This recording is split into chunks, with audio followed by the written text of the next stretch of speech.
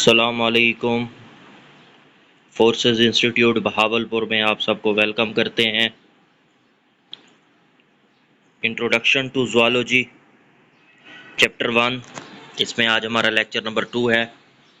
اس سے پہلے ہم نے مین اس کی زوالوجی کی برانچز اور جو اہم سائنٹسٹ ہیں ان کی جو زوالوجی میں کنٹریبیوشن ہے اس کو ہم نے ڈسکس کیا تھا۔ آج لیکچر نمبر 2 کے اندر ہم نے زوالوجی کو دیکھنا ہے ایوولوشنری پرسپیکٹیوز کے لحاظ سے اور ایکالوجی کے لحاظ سے۔ تو ان چیزوں کو ہم ڈسکس کرتے ہیں بغیر کوئی ٹائم ویسٹ کیے۔ اگر آپ بھی ہمارا سیشن جوائن کرنا چاہتے ہیں تو اسکرین پہ آپ کو نمبر نظر آ رہا ہے، ٹھیک ہے؟ تو اس نمبر پہ آپ 0313675173 اس نمبر پہ رابطہ کر کے آپ ہمارے سیشن کو جوائن کر سکتے ہیں۔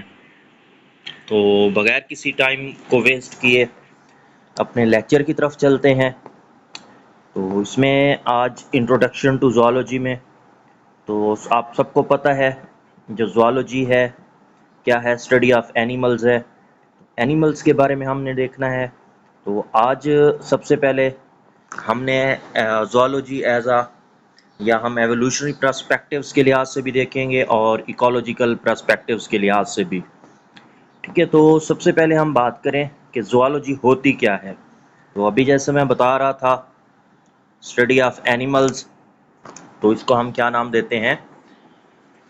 زوالوجی کا نام دیتے ہیں۔ تو زوالوجی جو ہے اسٹڈی آف اینیملز ہے۔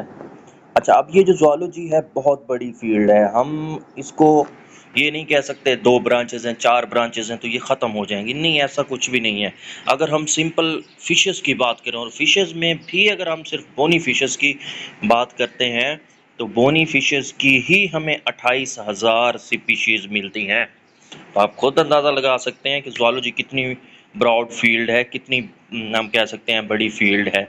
اسی طریقے سے سمپل ہم اگر بیٹلز کی بات کریں جس کا تعلق ہیگزاپوڈا فائلم سے ہے، ٹھیک ہے؟ تو بیٹلز ہیں، صرف بیٹلز کی 4 لاکھ سپیشیز ہیں۔ تو آپ خود یہاں سے اندازہ کر سکتے ہیں کہ زوالوجی کتنی بڑی فیلڈ ہے۔ اچھا، اس میں اگر ہم بات کریں جیسے اب ہم ایکٹھیالوجی ہے، ایکٹھیالوجی کس کو کہتے ہیں؟ اسٹڈی آف فشز کو۔ اب یہ نہیں ہے کہ ہم جسٹ فشز کا مطالعہ کریں گے، یہ پہلے بھی میں سمجھا چکا ہوں کہ اگر ہم اسٹڈی آف فشز کر رہے ہیں تو اس میں ہم فشز کی اسٹرکچر دیکھیں گے، اس میں ہم ان کے فنکشنز کو دیکھیں گے، اس میں ہم فشز کی ایکالوجی دیکھیں گے، اس میں ہم فشز کی ایوولوشن کو ڈسکس کریں گے۔ تو یہ نہیں ہے کہ صرف فشز کا مطالعہ ہو جائے گا، نہیں، فشز کی ایچ اینڈ ایوری تھنگ کا ہم مطالعہ جب کرتے ہیں تو اسے ہم ایکٹھیالوجی کہتے ہیں۔ جیسے اگر ہم بات کریں ہمارے پاس سکلڈ ہے، اچھا یہاں پہ سکلڈ کے شاید اسپیلنگ غلط لکھے گئے ہیں، CICHLID ہوتا ہے، ٹھیک ہے؟ تو یہ آپ لوگوں نے کریکٹ کر لینا ہے، LID ہوگا، سکلڈ لفظ ہے، ٹھیک ہے؟ تو سکلڈ ہے جو کہ بیسیکلی فشز سے تعلق ہے۔ اب یہ میں جسٹ اگزامپل کے طور پہ سمجھا رہا ہوں کہ یہ کتنی بڑی فیلڈ ہے۔ اب افریقہ میں ہی اگر ہم سکلڈ کو دیکھ لیں تو سکلڈ کی افریقہ میں آپ کو 300 سپیشیز مل جاتی ہیں، ساؤتھ امریکہ میں 1000 سپیشیز مل جاتی ہیں، انڈیا میں دیکھیں 3 سپیشیز مل جاتی ہیں، ٹھیک ہے؟ تو وائڈ ورائٹی آف ہیبیٹیٹ کی یہ جو سکلڈ ہے اس کی وائڈ اتنی ورائٹی، اتنی اقسام کیوں ہیں؟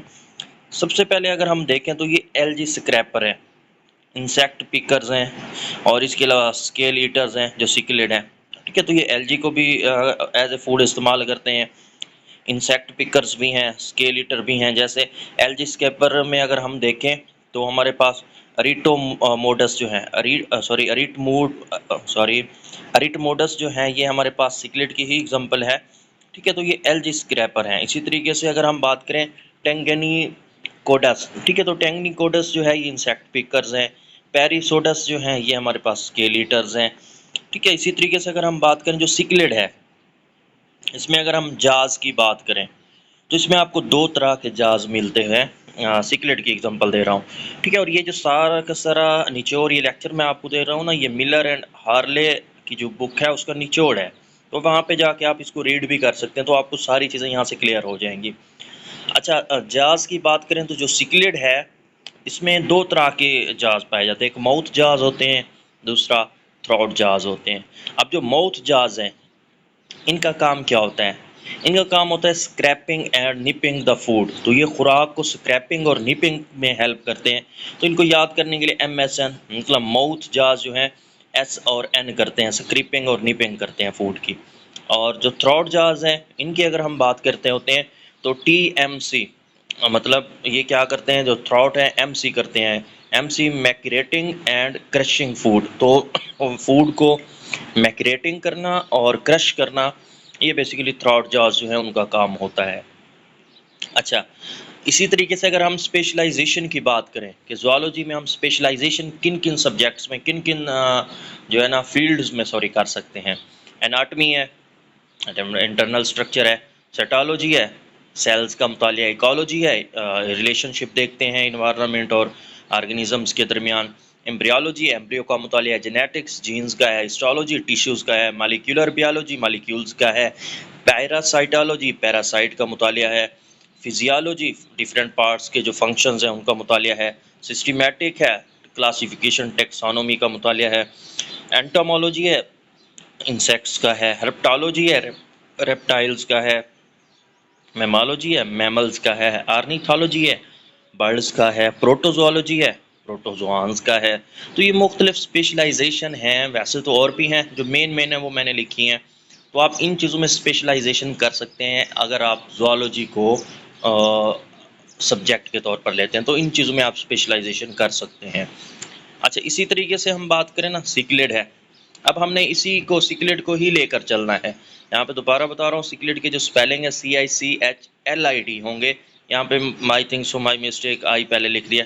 تو سیکلڈ جو ہے اس کی اگر ہم براڈنگ کی بات کریں تو جیسے یہ اسپائننگ کرتے ہیں، اسپائننگ کے بعد ان کے جو ایگز ہیں وہ ماؤتھ میں ہی رہ جاتے ہیں. جو فیمیل کی ماؤتھ ہے، منہ ہے، اس میں یہ بیسیکلی انڈے دیتے ہیں. انڈے وہاں پہ آ جاتے ہیں. اچھا، انہیل سپرمز، یہ سپرمز کو کیا کرتے ہیں، انہیل کرتے ہیں. جیسے انہیل کرتے ہیں تو ماؤتھ کے اندر ہی فیمیل کے ماؤتھ جو ہے، ٹھیک ہے، تو فیمیل کے ماؤتھ میں ہی فرٹیلائزیشن اور ڈیولپمنٹ ہو جاتی ہے. اور ایگ بھی ہے جو اس کی ماؤتھ میں ہو جاتا ہے، جو فیمیل ہے سیکلڈ کی، ٹھیک ہے. اور وہیں پہ ہی اکثر کیا ہوتا ہے پھر جو ہیچ ہوتے ہیں انڈے، وہاں سے جو لاروا وغیرہ بنتے ہیں وہ بیسیکلی اس کے ماؤتھ میں رہتے ہیں، اور جو فیمیل ہے وہ ان کی پروٹیکشن کرتی رہتی ہے.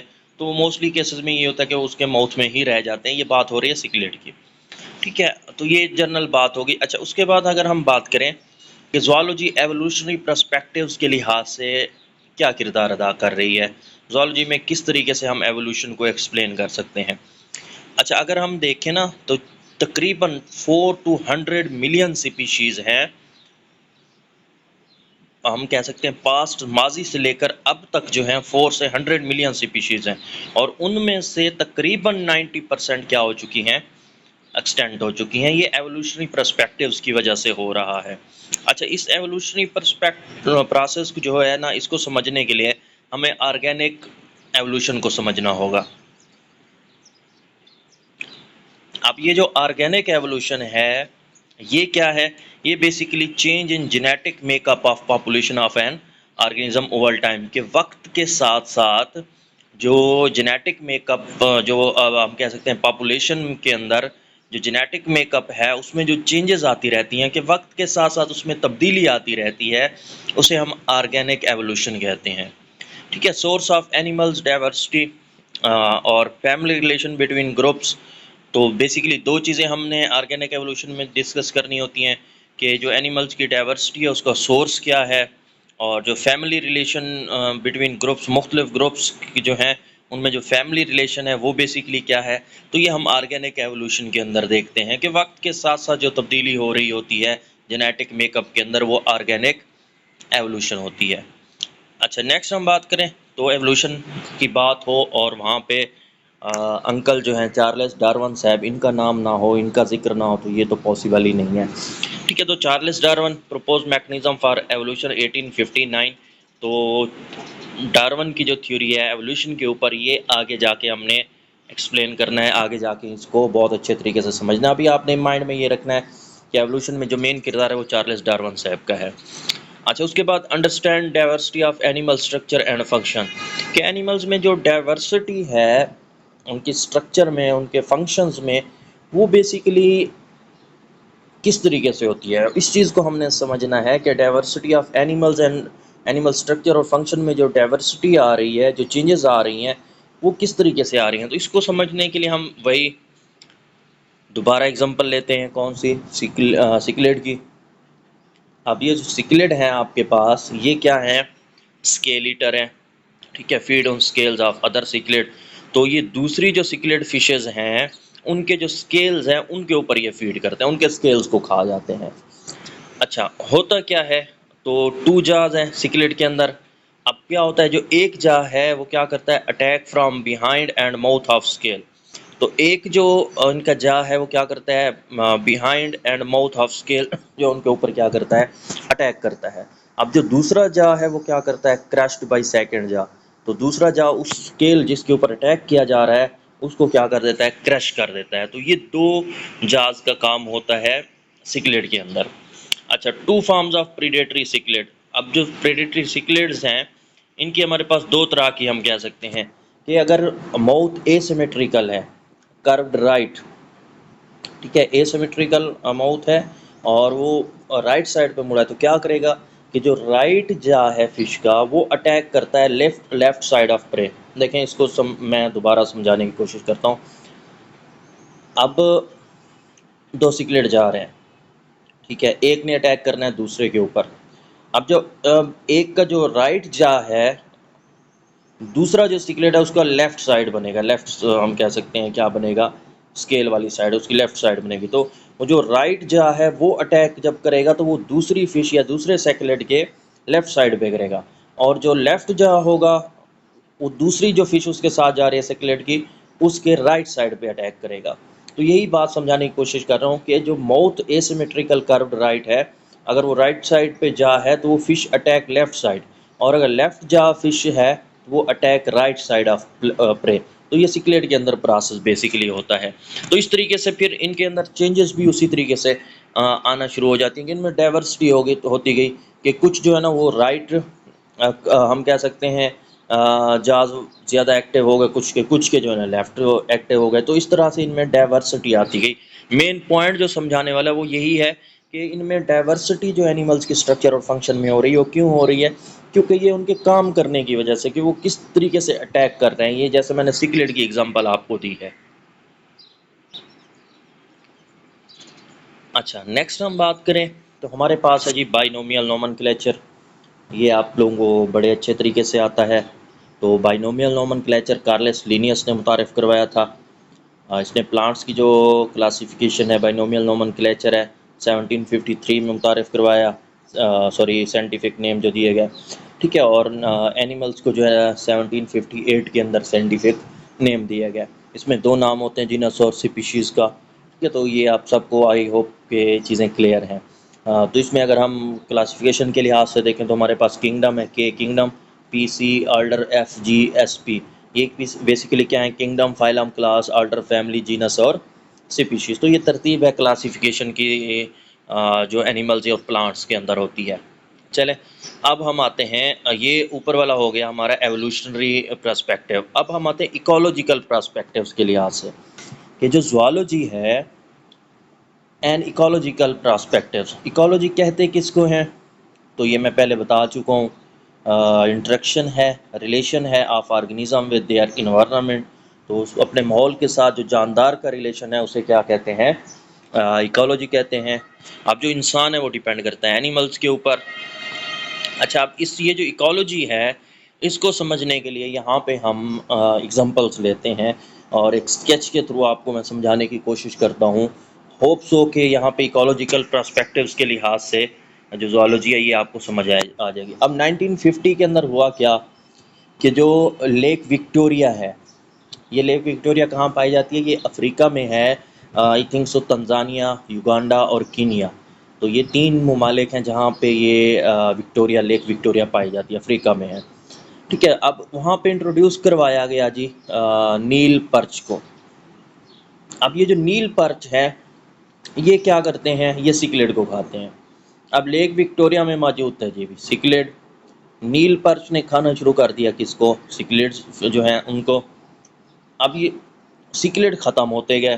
جب سکلیڈ ختم ہوئے تو سکلیڈ بھی یہ کیا تھے ہمارے پاس ایل جی اسکریپرس سے.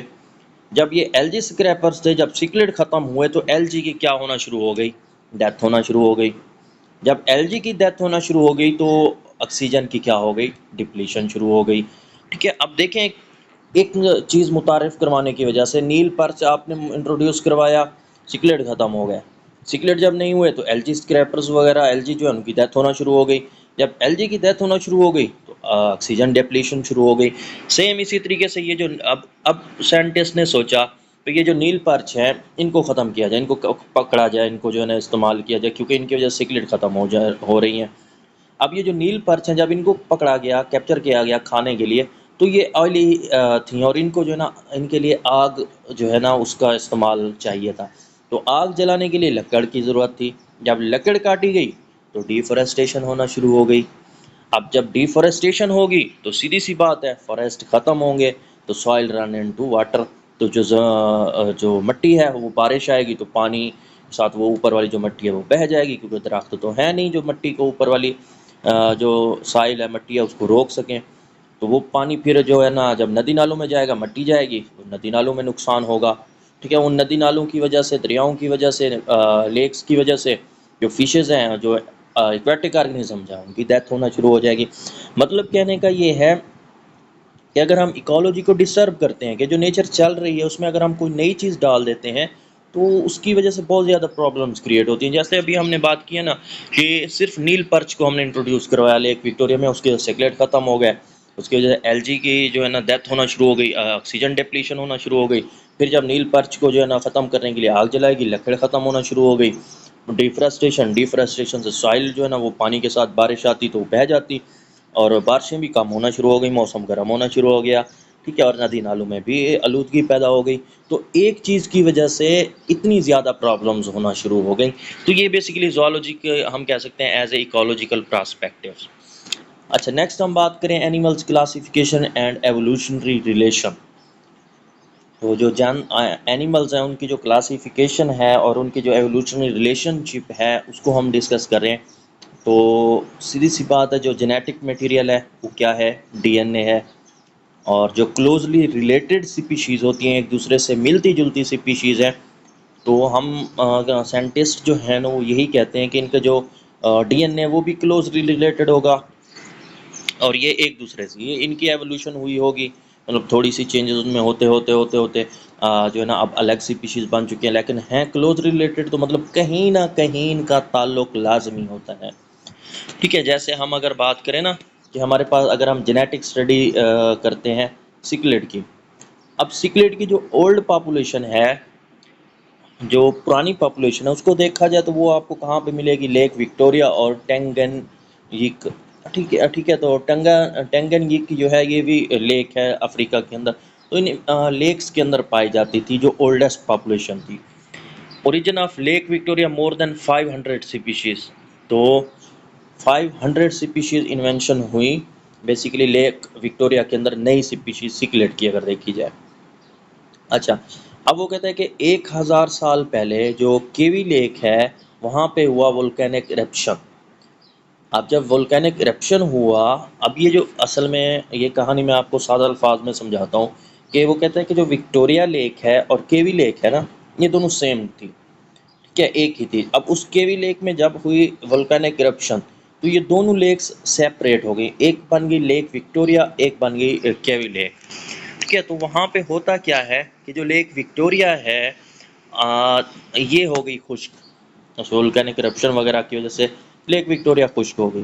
جب 14,700 ایئرز پہلے اس کو ریفل کیا گیا لیک وکٹوریہ کو، تو وہاں پہ جو سکلیڈ ہیں وہ دوبارہ سے ظاہر ہونا شروع ہو گئے. اب جو سکلیڈ ہوئے وہ کلوزلی ریلیٹڈ تھے جو پہلے سکلیڈ کی اولڈ پاپولیشن پائی جاتی تھی. کہنے کا مطلب کیا ہے؟ کہنے کا مطلب یہ ہے کہ یہ جو اب کے سکلیڈ ہیں اور جو اولڈ پاپولیشن ہے، ان میں کہیں نہ کہیں جو ہے نا ان کے لنک ضرور تھا، کہیں نہ کہیں یہ ایک ہی سپیشیز تھے. پھر آہستہ آہستہ ان میں چینجز آ گئیں، مطلب ان کا جینیٹک میک اپ جو ہے، ڈی این اے جو ہے نا اس میں چینجز آ گئیں. تو اب والی اور پرانی جو ہے وہ تھوڑا سا کیا ہو چکی ہیں؟ ڈفرینٹ ہو چکی ہیں. اچھا نیکسٹ نیل پرچ کی بات کریں تو وہ باٹم ہے اور سکلیٹ جو ہیں وہ اپر پورشن میں پائی جاتی ہیں. تو یہ سادہ سا کہانی تھی آپ کو سمجھانے کی کہ جو اولڈ سکلیٹ تھے وہ خشک ہونے کی وجہ سے اس وقت تو ہم کہتے ہیں ختم ہو گئے، لیکن کچھ نہ ان کے جینیٹک میٹیریل ڈی این اے وغیرہ رہ گیا. تو اب جو سکلیٹ ہیں وہ کلوزلی ریلیٹڈ ہیں ان کے ساتھ، تو یہ ایولیوشن ہوئی ہے بیسیکلی. اچھا world resources and endangered species. World resources and endangered species کی بات کریں تو سپیشیز جو ہے انڈینجرڈ ہو رہی ہیں گلوبل اوور پاپولیشن کی وجہ سے. جب گلوبل اوور پاپولیشن ہوتی ہے، بہت زیادہ آبادی ہو جاتی ہے، تو یہ روٹ کاز آف پرابلمز ہیں. تو سیدھی سی بات ہے، پرابلمز بہت زیادہ ہو جاتی ہیں. زیادہ پاپولیشن ہے تو جگہ زیادہ چاہیے، جنگلات کا خاتمہ ہوگا، ریسورسز ان کو بہت زیادہ چاہیے، پھر بھی ہم کہہ سکتے ہیں سپیشیز باقی کے لیے خطرہ ہے. تو اب آپ دیکھیں تو پاکستان میں بھی اگر ہم دیکھیں تو جنگلات کو ختم کیا جا رہا ہے اور وہاں پہ سوسائٹیز کالونیز بنائی جا رہی ہیں، جس کی وجہ سے گرمی کا جو دورانیہ ہے پاکستان میں وہ بہت زیادہ بڑھ چکا ہے. ٹھیک ہے، تو ہم نے نیچر کو ڈسٹرب کیا ہے، نیچر ہمیں ڈسٹرب کر رہی ہے، جس کی وجہ سے بہت سی سپیشیز انڈینجرڈ ہو چکی ہیں پاکستان کے اندر. اچھا ورلڈ ریسورسز میں بات کریں تو انڈسٹریز بہت زیادہ آ رہی ہیں. انڈسٹریز کی وجہ سے اب آپ سب بچے تو نہیں، آپ کو ساری چیزیں کلیئر ہیں. تو انڈسٹریز کا دھواں ہے، انڈسٹریز کا ویسٹ مٹیریل ہے، اس کی وجہ سے کتنی زیادہ پرابلمز ہو رہی ہیں. اسی طریقے سے میکسیمم آئل پروڈکشن بہت زیادہ ہو رہی ہے. ٹھیک ہے، یوز آف فاسل فیولز کو بہت زیادہ استعمال کیا جا رہا ہے، تو جس کی وجہ سے سپیشیز ایسا ایسا انڈینجرڈ ہو رہی ہیں. اچھا ڈیفورسٹیشن ہے. جب ڈیفورسٹیشن ہوگی تو اس کی وجہ سے گرین ہاؤس ایفیکٹ ہوگا، واٹر شارٹیج ہوگی، اور بہت سی سپیشیز کیا ہو جائیں گی، ایکسٹینٹ ہو جائیں گی. تو یہ ڈیفورسٹیشن کی وجہ سے گرین ہاؤس ایفیکٹ ہو رہا ہے، واٹر شارٹیج ہو رہی ہے، اور ایکسٹینشن ہو رہی ہے بہت سی سپیشیز کی. تو یہ بھی جو ہے نا ایک اہم ایفیکٹ ہے. اگر ہم دیکھیں تو سپیشیز انڈینجرڈ اور ایکسٹینشن کی طرف جا رہی ہیں ڈیفورسٹیشن کی وجہ سے. یہ کون کر رہے ہیں؟ ہم لوگ کر رہے ہیں. ٹھیک ہے، اپنے پاکستان میں تو اس کی بہت زیادہ اچھی اگزامپلز آپ کو مل جائیں گی. اچھا فارسٹ پریزرویشن، تو ہم کس طریقے سے فارسٹ کو پریزرو کر سکتے ہیں؟ آئیڈینٹیفیکیشن آف نیو سپیشیز، کہ نیو سپیشیز کو ہم آئیڈینٹیفائی کریں، ان سے پھر نئی فوڈ ایجاد کریں، پھر ان سے نئے میڈیسنس بنائیں، پھر پریڈیٹر فار پیسٹ جو ہے اس کو ہم کہہ سکتے ہیں بنیں گے جب نیو آئیڈینٹیفیکیشن ہوگی، نیو سپیشیز ہوں گی. ٹھیک ہے، تو اس طریقے سے ہم جو فارسٹ ہیں ان کو پریزرو کر سکتے ہیں. ٹھیک ہے، تو یہ تھا آج کا ہمارا topic, lecture number 2، introduction to biology.